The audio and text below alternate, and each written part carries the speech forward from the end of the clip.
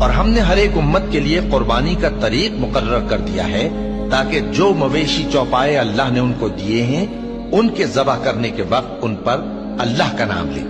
سو تمہارا معبود ایک ہی ہے تو اسی کے فرما بردار ہو جاؤ اور عاجزی کرنے والوں کو خوشخبری سنا دو۔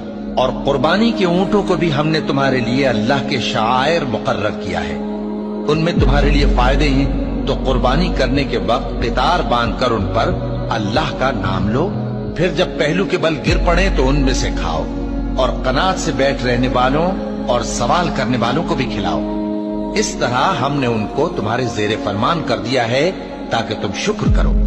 اللہ تک نہ ان کا گوشت پہنچتا ہے اور نہ خون، بلکہ اس تک تمہاری پرہیزگاری پہنچتی ہے۔ اسی طرح اللہ نے ان کو تمہارے زیر فرمان کر دیا ہے تاکہ اس بات کے بدلے کہ اس نے تم کو ہدایت بخشی ہے اسے بزرگی سے یاد کرو۔